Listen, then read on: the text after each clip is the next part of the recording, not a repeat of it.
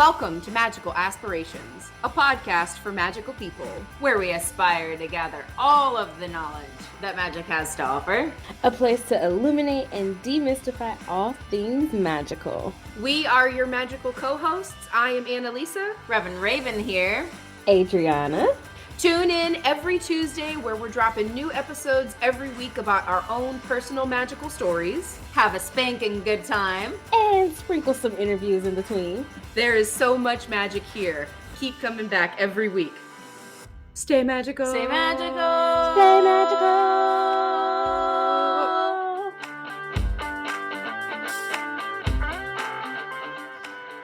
Well, welcome back, magical people. We are excited to be back here with you guys again this evening, recording on a different day than usual, actually the day after Mother's Day. And I'm joined today by my lovely co-hosts, Annalisa and Adriana. Say hello, ladies. Hello. And I, of course, am Reverend Raven. Want to say salutations, evening salutations to the humans out there and the non-human beings as well. Salutations, humans. Salutations. And we have just been kind of in a giggly mood this evening. We all have a lot on our plates going on and a lot of earthly concerns that have been kind of weighing us down. And just want to give a moment to thank all of you wonderful listeners and Annalisa and Adriana just for providing this platform, because whenever we come together, we can really just kind of work through some shit, and just hearing yourself say some things out loud, you know, sometimes it's just can be really therapeutic. So thank you, everyone. Yes, thank you. Thank Absolutely. You. Huge. I agree with I agree with that sentiment 100%. Me too. And our special topic tonight, we brought up on account of Mother's Day, that we are going to talk a bit about creativity and magic, using maternal magic and what that kind of means to each of us individually. Some topics might get a little bit heated this evening because we all have very strong opinions about, you know, our feelings about motherhood and things like that. So yeah, we're just gonna jump right in. What do you guys think it means to use the power of motherhood in your magic? That is a yeah, I know. That's something that I've done a lot of grappling with because I am a woman in her mid-30s with no children and with no intent to have any. So that already it puts you on this kind of weird opposition of motherhood. You know, and like it makes you, for me at least, coming from this really kind of cookie cutter, rinse, lather, repeat, you do the thing, you go to college, you find a person, you get married, you have a baby, you get a job, you get a car. And like, I've done all of those things with the exception of having a baby. And so it makes you realize that you have the opportunity to mother other things. And that is something that very only recently in the last, we'll say, 3 to 5 years, it's been a battle and a fight, and it's not a struggle anymore. I've kind of come to this new ground that I was, so much so that I think tonight's episode is going to be called Mothering Your Magic. And like, so that's kind of, those are my initial thoughts on that. That's juicy. Yeah, I've been somebody that has, you know, similarly kind of battled with the idea of motherhood. And I've been, you know, learning about magic and the power of femininity and things like that for 20 years now, and have really never wanted to be a mother to a human child. Never really wanted, you know, had a desire to procreate. And that doesn't mean that I had anything against, you know, mothers or other people who wanted to have kids, but it just wasn't part of the story or the narrative that in my mind, you know, sounded fulfilling to me. I come from a background where, my parents were divorced whenever I was very young, and my mother went through a lot of sacrifices to provide the life that I had. And seeing that, I always was like, man, I would really have to give up a lot and do a lot of things to be a good mom. And I'm not really sure that I want to do those things. Like, I wanted to make those sacrifices and things like that. And at one point a few years ago, I said that to my mom, and I think that she was kind of offended by that statement. That, like, maybe I thought that she resented those things that she gave up or that she did, to be a good mom to me. And that never was the case. I just saw her give up so much of her life and herself and the things that she wanted to make sure that we had what we needed and what we wanted. And then from right whenever I was becoming old enough that I could consider, I was old enough that I could conceive and have a baby, I just constantly met people around me who had been adopted. I was raised by my stepdad. I have a very good relationship with my biological father, but I lived in the home with my stepdad, and my stepbrothers were, so close to me, like, quote unquote, real brothers. I always saw family as not necessarily being blood related. And so I felt like the universe was showing me these things that, I didn't necessarily have to procreate, to have this loving relationship, with those around me and to have a fulfilling life.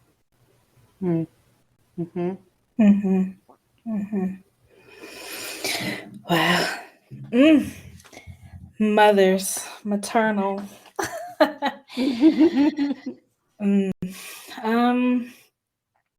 For me, it is a lot of things. It's both describable and incomprehensible at the same time. When I think about that, I too was on the bandwagon for a long time. Since I was a little girl, I was like, kids, why would I do kids? No, thank you. And all the way up until probably maybe like 6-ish months ago, I was still no kids. And I just had a shift around considering, like, well, maybe I could be a mom. And I started understanding why I was so against kids and debunking my own myths, basically. Because a lot of it wasn't because of the sacrifice. It was more so I just didn't want to put a child through the trauma that I hadn't resolved yet. Because I've seen what it's done in my own family. I've seen what it's done in families of my best friends, of my partner, and just the world as a whole. And I just, like, to me, it seems like having kids was a very selfish thing. And I've recently, adopted or come out of that thinking, even though some people it is, but I digress. And so now that I'm actively working on myself and healing things, I know that I can't heal everything before I decide to become a mom, but I at least am aware of what my issues are. I have a support system for the issues that I'm working through, and I'm also learning about grace. And I think that's the mother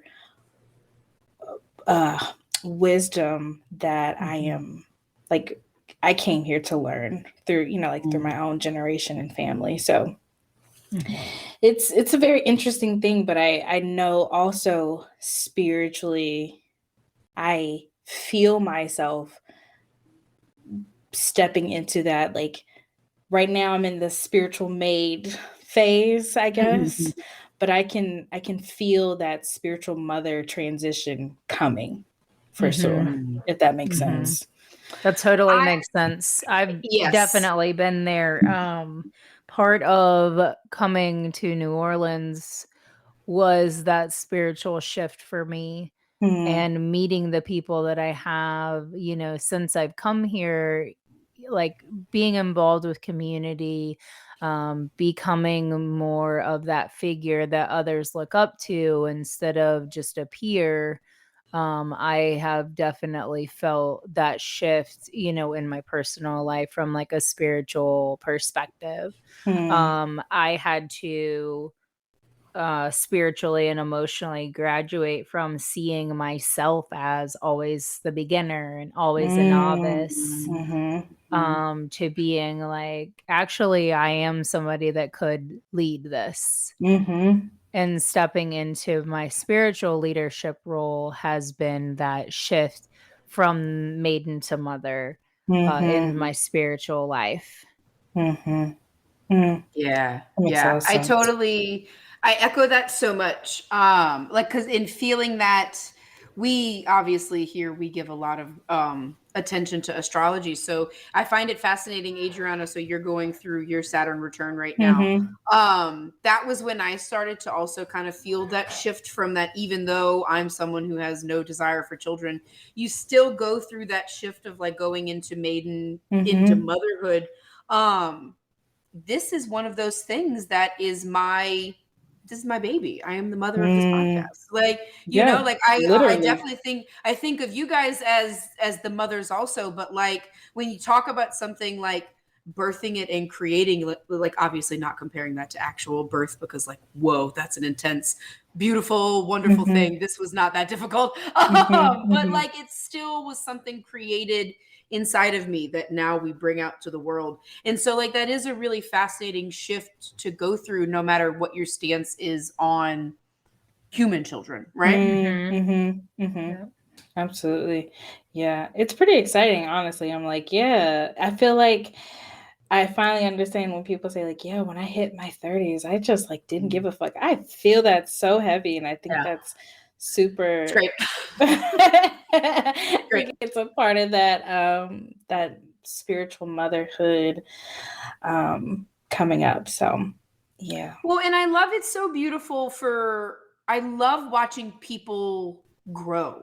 And like no matter, as long as your growth is positive, like not positive, but I guess as long as it's forward, like what a cool motion to move through, that like you were someone who, last we had this conversation, kids were not on the table. But like that's really exciting that now, no matter what the outcome, like to watch you grow through whatever the shift may be, like that's really beautiful. That's really, you get to mother it yourself, like your own little self. You get to mother through. Oh, girl. Yeah. Oh, boy, do I. Well, Like, so I was talking with my little sister about that. We were going to kind of be talking about this today. And she and I have very open, like, gender conversations. And so as I was talking about motherhood and all of this, I love watching people, no matter what gender you are, mother things. And one of the most beautiful examples of that, I always think of my dad. My dad worked when we were growing up. He did everything he could to provide for us. So he wasn't always around. So he didn't really mother us, right? But he had this one dog, Sophia, and Sophia was his only, like, that was he mothered the shit out of that dog. Like, and they were pals, they were buddies. And like, I think of him often in the sense of that, like, mothering is not just the traditional thought of it. Like, he mothered that dog. He wiped that dog's ass probably more times than he actually wiped mine. Like, and I think that that's such a beautiful, be it pets or plants or, I know Mother's Day can be triggering for a lot of people. And so we're talking about lots of different motherings today. All, not just the typical one. Absolutely. I find it incredibly fascinating I think I was lucky in that I was introduced to blood related family at an early age. So it makes it really easy for me to, not really easy, but it's easier for me to connect with people just because they don't have a direct connection to me. And part of my, I don't know, like just resistance to having kids was because I physically did not want to give birth. That process, I mean, like disgusted me. And I know It's that's mind-boggling. yes, it was just not for me at all. And I had so many reasons why that process did not want to have that. And I had finally got okay with the idea of like, okay, well, I could totally be a mom, but just like not give birth. And that just lit me up so much. And that's that idea is what opened the doors to maybe I could give birth. I'm still on the fence about it. I'm not gonna lie. I'm still very much on Baby the fence steps. about it. Baby steps. But even just being a mom and just like being a godmom is also just like, whoa, that's insane. And then working with kids who you're responsible for, it's like, oh, Jesus Christ. You have to make so many decisions. Yeah. But yeah, I'm very thankful for the non-traditional family that I had because it truly opened the doors. And I don't have to heal from just that, oh, my blood family hurt me and there's nobody else. And I'm thankful to not have to have that wound, if that makes sense. Yeah. It absolutely does. Yeah. And I'm, like I said, I'm there as well, where I really love and value the children that are in my life now. Not saying that I didn't before, but I have a different appreciation for them than I used to. Like my nieces and nephews and my friends' kids and things like that. When they're around, I pay more attention to what I'm saying. I'm making sure that I'm a good example. If they speak up or, they have an opinion or they need something, I'm turning to them and acknowledging them and asking them, what did you say? They just want to be a part of the conversation. And that's how they grow into great adults, is by being nurtured by their community around them. And just because I am not their mom doesn't mean that I can't help provide and play some of that role in their life. Yes. Yes. My godchildren are like some of the brightest spots of my life. They are right now, they're 8.5 and 2.5. And we went to my sister's house yesterday for Mother's Day. And that tiny little cute one with her little fat cheeks, I knocked on the door and she, Nana!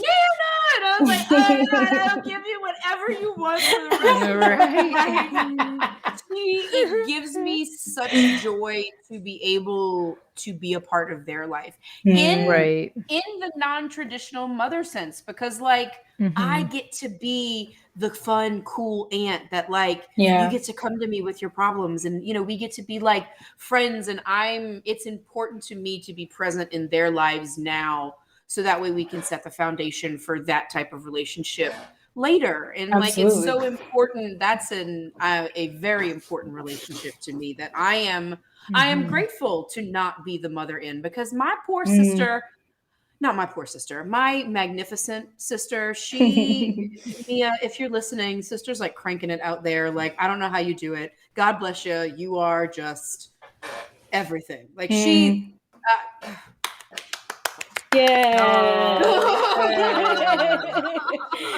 she is killing it in a way that I never could. Way to go, sister. Mothering the hell out of those children and your damn self. Woo! Get it, girl. I know we did. That is one thing that we wanted to talk about, was the magic of the mothers in our lives. And that, watching my sister, my brother-in-law is in the National Guard, so he is away right now. So my sister works full time. She's got them 2 children. She runs them all over, making sure that they're busy and well socialized and all of that. that is a magic that I do not possess. Like watching her do the thing is miraculous. That's the only word for it.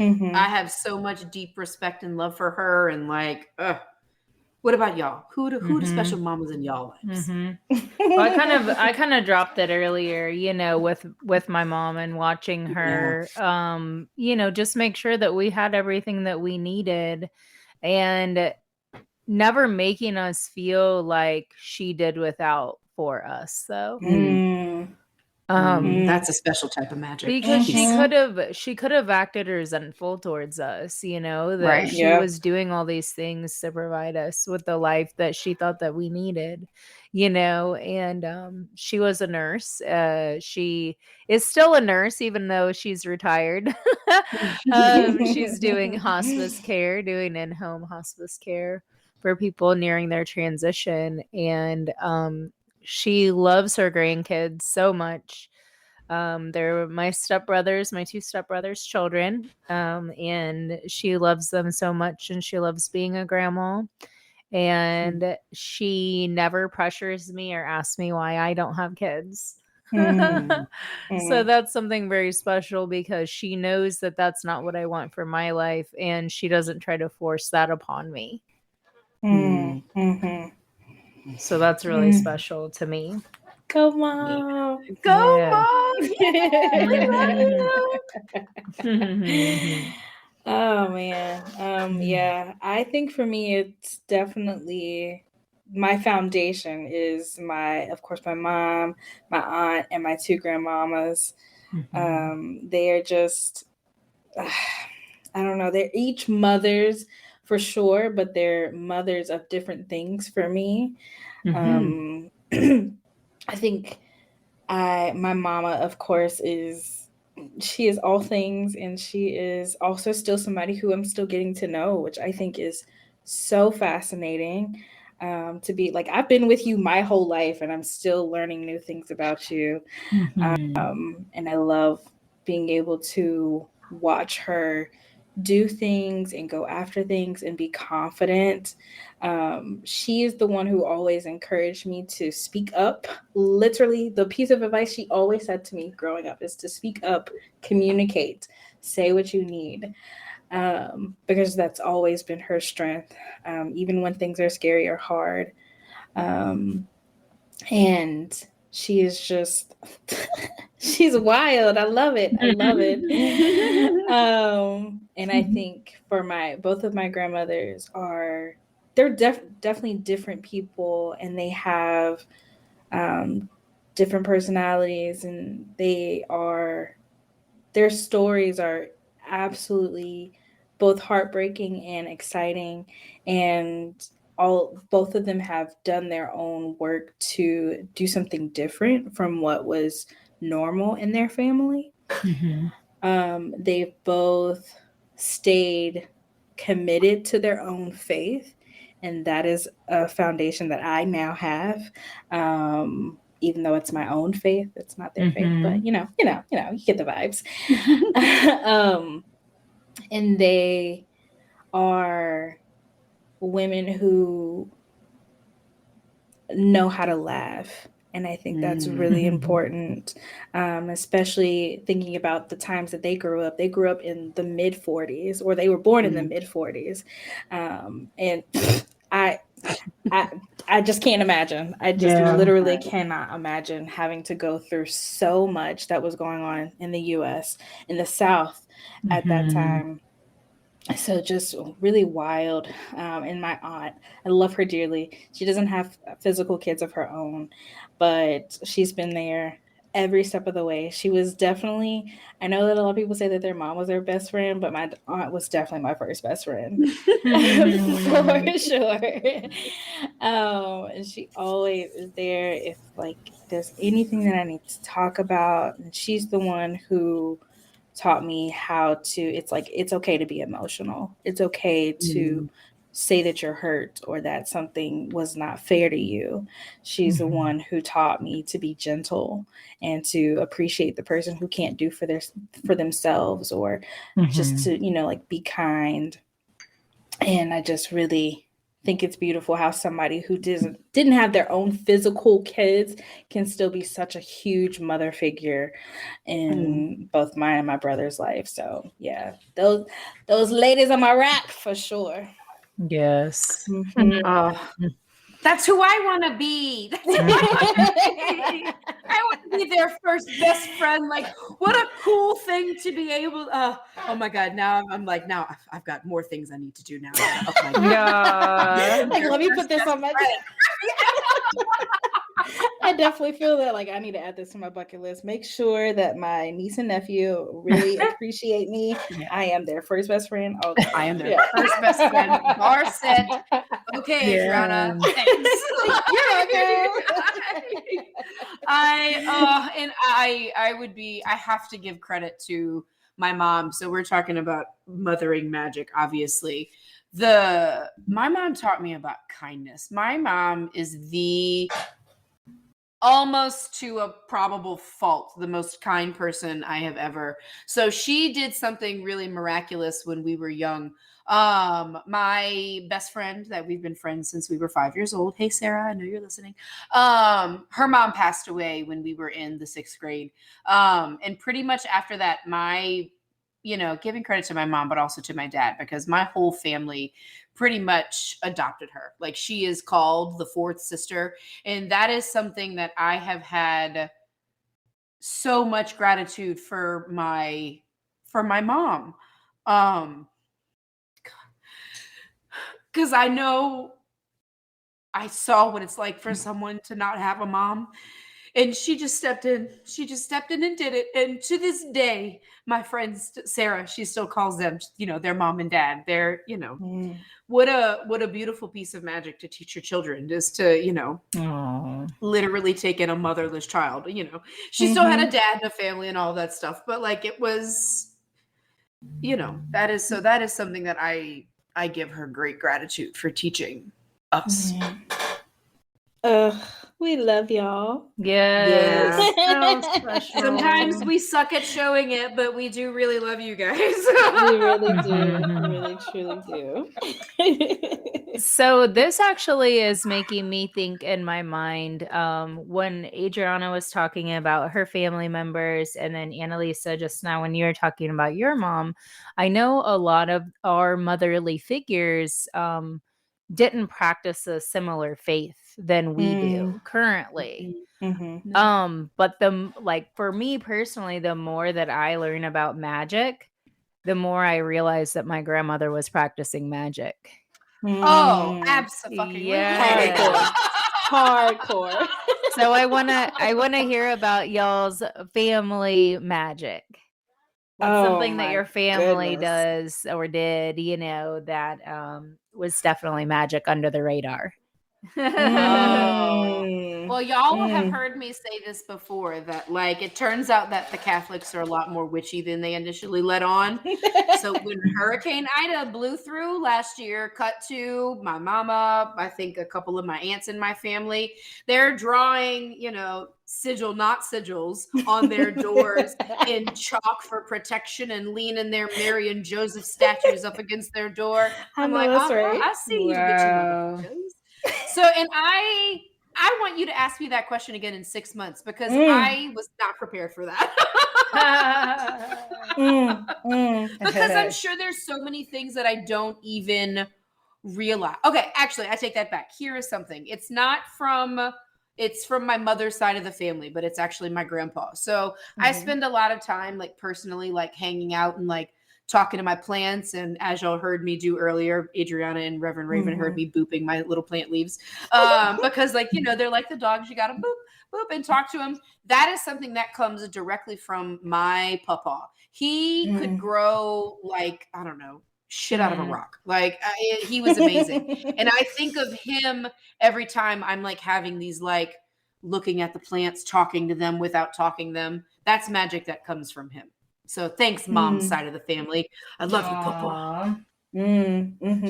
Second that. I also have a maternal grandfather that really loved to garden. Loved it. All the things. Yeah. My grandmama on my mama's side, man, she had us blessed oil on everything. Blessed oil on your forehead. Blessed oil on your hands, on your car, on the corner of your doors, on your pillowcases. You name it. We had blessed oil on everything. If that ain't the most magic I've ever seen in my life. You are not lying. Yeah. I mean, just absolutely wild, and very much learning, like the practice of prayer started with her teaching us, of course, the Lord's Prayer, and showing us how it can get you through everything, and really teaching us what it means line by line, and how we can use one line to get through something or to invoke something. That practice of prayer it started with her. And that's, to this very day, it's the closest thing I have to me. It's like, if you take away all the rest of this shit, I can still pray. And I think with my mama and my aunt, for them, I think their magic was much more practical, very much in real time. They were the ones who taught me how to turn nothing into something, because of the circumstances that they came from, and them always coming out on top. Even if it took a little bit of time, they still made shit shake. And that is something that all these new spiritual gurus are trying to teach, but they were doing it just regular. And I think my grandmother on my paternal side, she was very much into, I don't have to be super loud about my spiritual practice. I don't have to be the highest high in the church. I don't have to have all these accolades, but my faith is what carries me. My beliefs are what carry me. My devotion is what carries me. And that taught me that I don't nobody else need to validate what I have going on spiritually. As long as I feel secure and it's working for me, okay, I'm good. So those were the foundations that I'm like verbal processing this right now. Those are those foundations that I grew up with, and I'm just like, no wonder I'm able to be here, and it wasn't as hard for me to get to this place because of all that I was raised up by. Yes. Oh, that's a beautiful lesson to learn early. Yes, because y'all know I got my issues with the Catholic Church. So sorry, I'm working through it. I'm trying really hard. It's okay. But like that is to be able to steadfastly, like, no matter, as long as it works for you, that's the thing that you need to.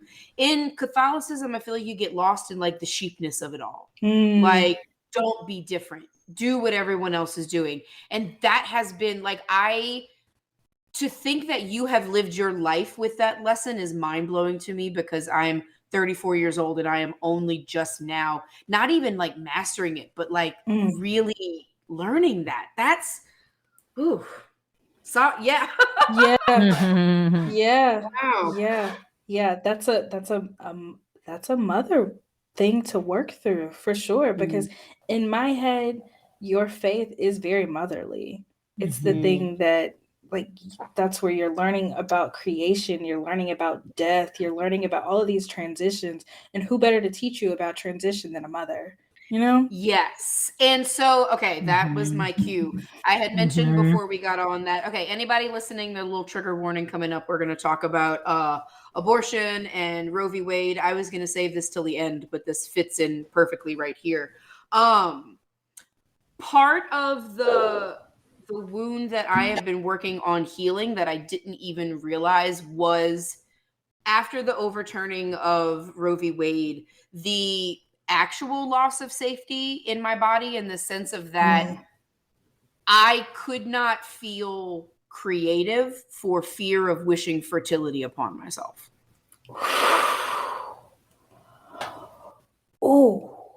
Yeah. And that is, and the reason I feel like I need to talk about it is because, as a woman with no children, with no intent to have them, it is something that rocked me to my core, and I'm only a year later now realizing that that's what happened. Yeah. Yes. I feel that really hard. I was going to bring this up earlier, but I didn't mention it. Talking about, learning about magic over the last 20 years and being someone that never wanted to have children. The topic of fertility would get brought up, and I'm like, X's, draw like, Shut it stay down. away, go Shut it away. down. Yep. No fertility over here, please. Like, mirror. And only recently have I realized, ways to shift that fertility magic to something that I do want. That's transmuting that energy, into something that I do want for my life. But part of that is my personal family planning includes not having children. Right. So, that's part of, my magic is that's always a caveat, especially when I'm working with fertility goddesses. Right. I say that this is how I want to manifest this creativity or this fertility. I am very explicit because I don't want that.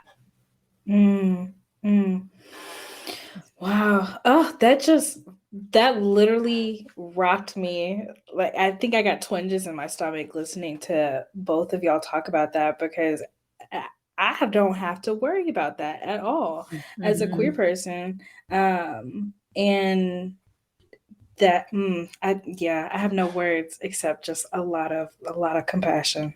A lot of compassion. Yeah. It's hard. And it was hard to not, like, I've only put words to that in like maybe the last, you guys both know, I in the last couple of weeks had like a creative breakthrough on a project I've been working on. And it was because I finally figured that out. Like, I finally was like, oh, and like, it took a lot of really open conversations, like with my husband, and we're both very much on the same page about that. And like, but I didn't realize how like it affected me. I went through like a pretty like deep, hard depression swing that I didn't know what I was reacting to. Like, I knew that that was something that was difficult. So yes, I did. I wanted to kind of bring that up for anybody out there who might be feeling kind of the same struggles. I was talking with my little sister about it yesterday, and it really kind of started she was putting puzzle pieces together, because that was just kind of a tumultuous time of the year this time last year. Like, a lot kind of went on really fast, and it was just a profound thing that I hope anyone else out there who is struggling with such things, find someone to talk to, reach out, anything like that. I don't want anybody. That was a shitty thing to have to realize, but like, to not feel safe. I know that's one of many groups right now who don't know how to feel safe in their own body, but like, that's a hard thing. It's ugh, blah, makes me throw up. For me, the thought of becoming a mother when it isn't the choice for me is something that it makes me feel physically ill. Like you said, it's almost like entrapment or being a prisoner to a life that I don't want. And for someone else to be able to tell me that I have to bear a child brings those feelings of that of feeling trapped and like I'm being used for my physical body to procreate, to make more bodies for the system. Right. And like, so hold on, there was a question forming, but then I got distracted by my cat. It was directed to you, Becky, like about your sorry guys, it's gone. It's okay. Cat mom life. Yeah, a question This to real both life. of you.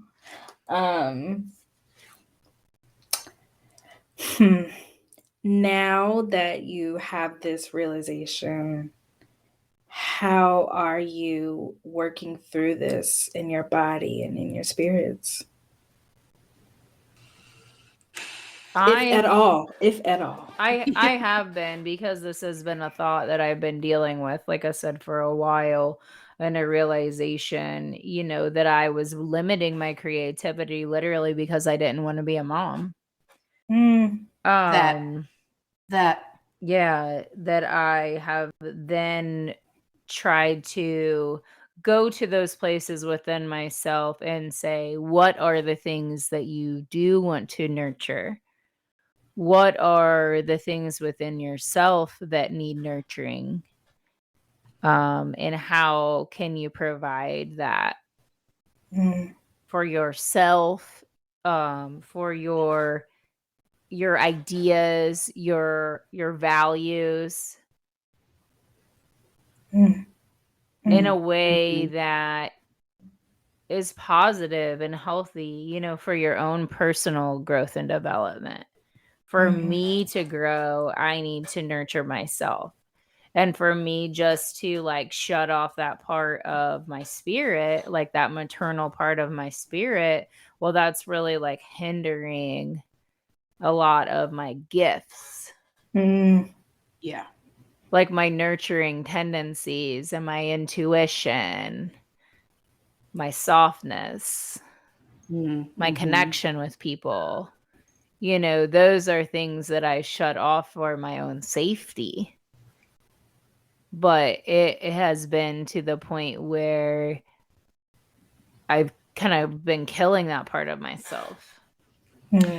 Yeah, that's what I was going to say. Like, especially like Becky, you're one of the most creative individual people that I've ever met. And like, it makes me so sad to think that there are other people out there who are doing the same things that we are because of whatever stupid fucking novel we're in right now. Some of the things that I've been doing to work on that is first acknowledging it. Acknowledging it that it's a fear, it's a scare, it's things that I for many years just ran away from because it was scary. And so I'm trying to, like I mentioned earlier, like nurturing the relationship with my god kids and trying to understand within myself my reasonings for not wanting children, to be able to come to terms with the creativity part of it. Like it's not just that I don't want kids because it's a fear response. Like, right. I don't want kids because I know, and like being with my god kids just kind of reiterates this. Like yesterday, I spent all day with them and we swam, we did all kind of stuff. We braided hair. Like it was for many hours. And like, I got in my car and it was quiet. And I was like, this is why I know that the fun Nana, that's my role, because I need so much time to be able to recharge, to give them what they need. I have learned enough about like myself and my pace to know I would burn myself to the ground being a mom because I would throw my everything into it. And like, I think that that's just a healthy acknowledgement to make. Like my mom and I actually have really open conversations about, because neither my little sister or I want children. So we're very open about that, because obviously my oldest sister, she's the one who she's the one, yeah. Exactly. But my mom especially, because like I said, we speak very openly about it. I don't want kids because of the respect that I have of what it takes to be a mother. And I recognize that I maybe don't check all of those boxes. And so I'm okay. Like, I don't need that for fulfillment. But then I also have all of these things, the podcast, this other project that I'm working on, that I don't think I would be able to do if I had children. So it's this ongoing process. And as I said earlier, also just having really, really vulnerable, open conversations about it with my unendingly wonderful, supportive husband. We love you. We do love Aw. you.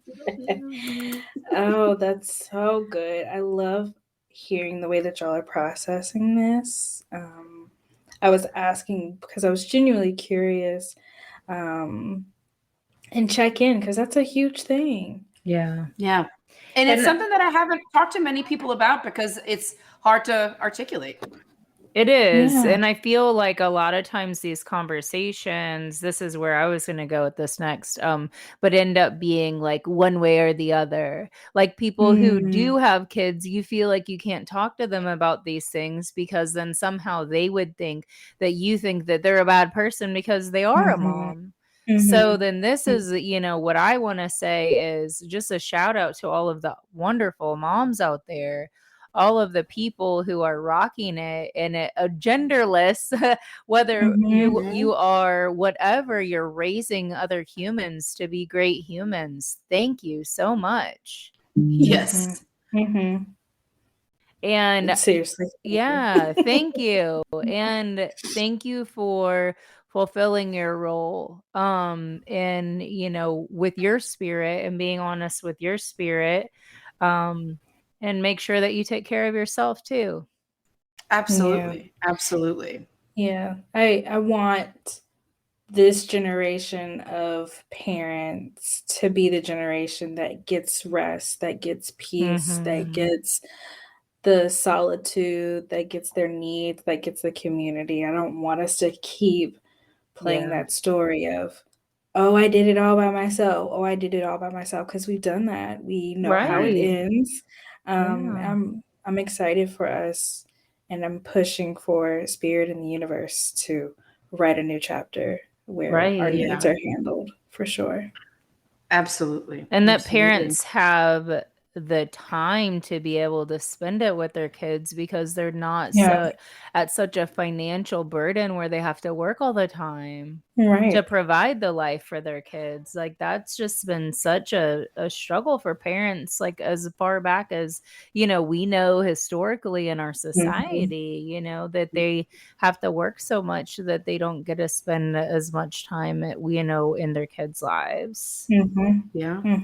Well, and I believe that that's part of what my childless mission is that I am one of the generation breakers of what the mold is. Like I get to choose differently than a lot of my family that I don't know if they had a choice. Yep. Like it's a choice no matter what you choose. And I think it's on both sides of my family, I am one of a small single digit few that didn't follow the code or whatever, and I think that that's part of what my magic is to bring to this generation for me and mine, teach my God kids different, hopefully too. I know earlier, Adriana, you mentioned, the life that your grandmother saw. Like it just blows my mind to think about the fact that both of my grandmothers had children before they were 18. Yeah. Same. Yeah. Same. Yeah. When you're literally still a child, they were married and having kids. My brain doesn't even want to process that. Because does not compute. Yeah, because that's what they had to do to live the life in their society. And there were a lot of hardships in their families that led to them needing to get married and have somewhere to live and start a family. And it's just wild to think about. And it gives me so much gratitude to them for what they went through. So I didn't have to live that life. Absolutely. I second that 100%. That I have a choice to be 39 years old and, just got married a couple years ago and I don't have kids because I got to choose that. Yeah. Same. To the ancestors. To the ancestors, man. Always. We literally wouldn't be here without them. Literally. Oh, Wow. This feels full. Wow. yeah, Yes. yeah. I just want to sign I like a big hug I- from your grandma. I know, that's exactly what I was thinking. Like just a big three-way hug. Everybody's just with all of our ancestors hugging us Yes. behind us. So listeners, I- just envision being wrapped in an Yes. embrace from all of our ancestors, all of your ancestors. You are loved and you are held. Yeah. However Kiss your you mermaid. decide to be a mother in your own life. That's That's right. That's That's right. right. I love you guys. I love you. I love you. I really echo what Becky said earlier about the gratitude for this space to be able to verbally process stuff like this. I'm grateful for you guys. Grateful for you.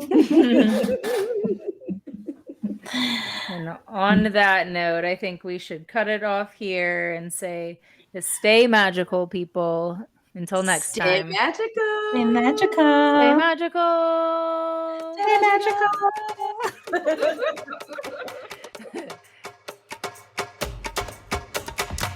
Thank you for tuning in to this week's episode of Magical Aspirations.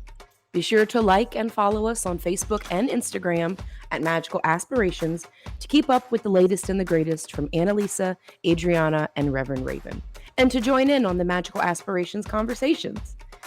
Come check out our website, magicalaspirations.com, to find bonuses from our guests, our Magical Aspirations blog, and to reach out to our magical hosts with questions, comments, reviews, or ideas for future episodes. We are so grateful for each and every one of you listening. Thank you again, and as always, stay true to your magic.